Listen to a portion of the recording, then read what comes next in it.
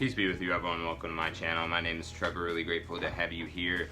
And today's video is just going to be a recap of my weekly rotation in fragrances this past week, nearing about the end of August here. I think today's the Monday the 28th. So right about the 4th week of August, starting off with Monday.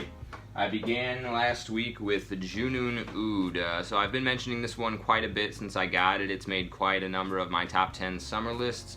It is a Bulgari Tigar clone. However, this brings patchouli and Brazilian rosewood to the table, offering a little bit more of a rich, full-bodied, woody experience. And then the patchouli brings in a subtle sweetness in an earthy way, so as to not make it very youthful or sweet, and then enhances just like the approachability of the DNA, I think, in a masculine, grown-up sort of fashion.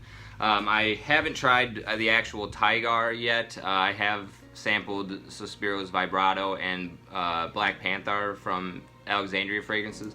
This is currently my #1 go-to for the Tigar DNA, and you can get it for right around $50 on Joma Shop for the 75 ml bottles here.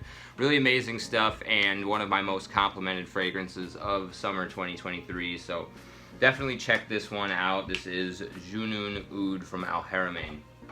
For Monday. Tuesday, another one that has been somewhat of a staple in my rotation over the summer. This is Tuesday's Tom Ford's Costa Azzurra. So it was pretty hot during the majority of the beginning of the week. I usually reach for this on cooler days during the summer, but it's just such a nice, versatile signature scent during this time of the year, in my opinion, that like I said, reach for it quite a bit. It has a little bit of that aromatic marine Acqua di Gio Profumo style DNA. Really dials back the aquatics though, keeps that marine sensibility, but it's more of like a green accord than anything. Very minty style, cooling, mentholic cypress in here as well, but other than that, just a beautiful coastal style fragrance, blue-green to the T, and some of the best, most rich, smooth, elegant woods in any of my collection, of any fragrances in my collection. This is Tom Ford's Costa Azzurra Parfum. Definitely try this one out at your local department stores. Beautiful. Okay, Wednesday, I mentioned that this fragrance really finally grew on me. I was trying to give it some chances because I knew it was kind of hyped. In my early experience with it, I was really only picking up the base notes. I don't know if it was because when I first got it was like allergy season, or the humidity was such that the top notes weren't carrying or popping off my skin as well, but this is Chanel Allure Homme Edition Blanche.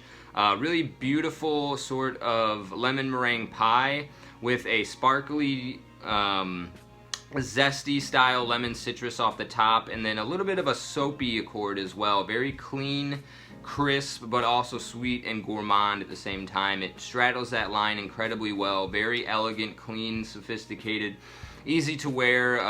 Probably one of my top go-tos for a daytime date, brunch, picnic, that sort of affair. Anytime you're meeting up with family on like Sundays or something, just kind of a relaxing, chill day that you want to be approachable at the same time. This is an excellent wear for this one. I think pretty affordable for a Chanel fragrance, since you can't usually get them at discounters. I think this one's right at like $150, which is kind of the higher end of a designer price tag, but this one and most of the Chanels I've tried are well worth it. So really great wear on Wednesday, Chanel Allure Homme Edition Blanche.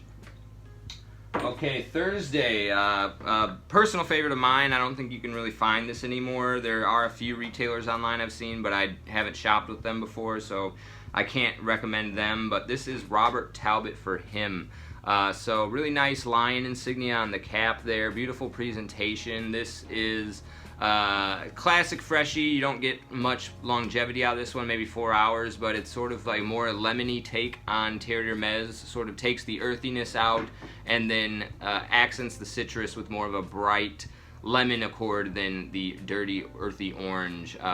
One of my most complimented fragrances this summer though, but yeah, just very refreshing, almost like wood shaving type style wood in here as well. It's not quite as powdery as you get in Terre d'Hermès. It's a little bit more granular feeling, I would say, but Very, very beautiful fragrance. It's a shame that they got bought out. They used to be going for $17 on Fragrance X back in the day. So, but I really, really enjoyed wearing this one, and looking forward to maybe busting out a few more times, maybe at the early parts of September. So that's Robert Talbot for Thursday.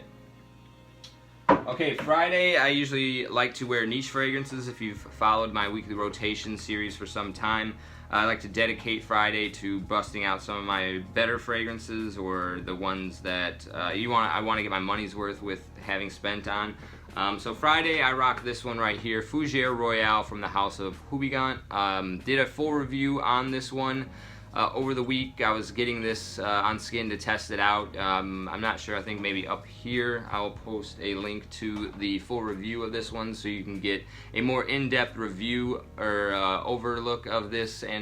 But my wearing experience was great. Went to work that day. It was a little bit warmer, but we were starting to cool off compared to the rest of the week, that really starting to get into that back-to-school type of atmosphere. And this is one of the Fougeres in my collection that I think does an incredible job of carrying itself in hot weather. It's very brisk, cold, cool, refreshing in a green way. No aquatics or anything like that, or accords in here from florals, but just very nice, sort of crisp, almost like biting into like an iceberg lettuce. Like, you know, it's you're getting hydrated through eating rather than drinking. That sort of vibe is what I get with this one. Very amazing, elegant, smooth, classy, and in fact the very first Fougere fragrance ever. So a little bit of history with this one. Like I said, go check out the full review if you want to know more, but this was probably would have been, I think, maybe my favorite wear this week, were it not for Saturday's fragrance of the day. So moving on to Saturday, I actually just got this one in the mail, and this is, I've only had it on skin once, but potentially, like, you know, top 2 or 3 in my whole collection now. This is a vintage bottle, gold cap of Guerlain's Heritage Eau de Toilette. So shout out to Ramsey. He's somebody that's kind of been convincing me to dabble my feet into vintage fragrances, and this one is definitely one, alongside of Gucci Nobile, that I am super stoked to have. It's really amazing the kind of quality that was in fragrances back in the day. This is an Eau de Toilette concentration. I had it on skin for about 8 or 9 hours. Went to go take a shower, and the shower was as if I was just spraying the application again for the first time. Just incredibly potent. Overall, though, the scent composition here is like a little bit more bright and jovial, Tom Ford's Beau de Jour. Not quite as dense on the patchouli and the lavender. This has a few more fresh spicy elements, like a coriander note in here, and some more emphasis on the citruses, so it just wears very easily like a barbershop fragrance. Not actually that dissimilar to this fragrance right here. Still kind of, like I said, I've only worn this once, so I can't get into the nitty-gritty on them, but fairly similar composition there. But this was definitely, without question, my favorite wear of the week, this past week of the end of, like, 4th week in July here. Guerlain Heritage vintage formulation. Definitely looking forward to wearing this throughout the remainder of my existence as a fragrance collector, because this is perfect for year-round wear, in my opinion, as well. So really ecstatic for having this in my collection. Thank you again, Ramsey. This is Guerlain Heritage Eau de Toilette Gold Cap. And finally, just a nice, easy, relaxed day on Sunday. I went to the park with my dad. Me and him both play Pokemon Go. There was like a Go Fest event going on. So we went out to the park, took my daughter. We were just like walking around, enjoying the nature. Just a casual day, relaxing. And I went for this relaxing fragrance right here. This is Mont Blanc Starwalker. So I don't have a cap, unfortunately. Bought a tester. The description said it was coming with a cap. It didn't. They offered a $2 compensation, or I could mail this back and get my full refund, but it wasn't worth the hassle, I don't think. But anyway, went off on a tangent there. This is a beautiful take on kind of like the Versace Mano Fresh DNA. Really get a nice sort of unique citrus over the top of some musk and a little bit of fresh spiciness. But this one is a little bit more of a woody take on that DNA. I think the Mano Fresh kind of had a little bit more of an aquatic, musky bent, whereas this one has a really nice woody facet that is more dominant in here, and then also a unique bamboo note that gives it an almost like tea-like relaxing quality. So again, this is one of the reasons why I reached for Starwalker yesterday. It was just a relaxing sort of laid-back afternoon with the family, and this was a perfect casual wear for the semi-warm weather. It was actually just like the most beautiful, perfect weather I could think of on Saturday when we were out at the park. Like the perfect breeze, the perfect temperature, like 74, 75, 76. The sun was just kissing you just enough to make you feel this aura of warmth around you, with this almost like, you almost forget your body that you're there because you're immersed so perfectly in like body temperature environment that you were like almost disappearing.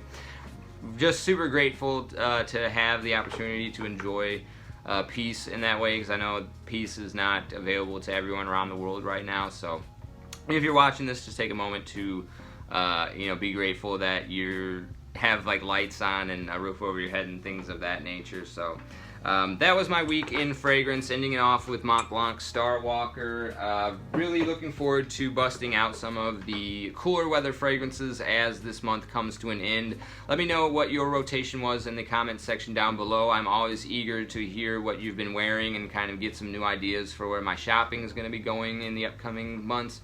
And as always, I'll see you in the next one. Appreciate you sticking with me to the end of the video. Take care.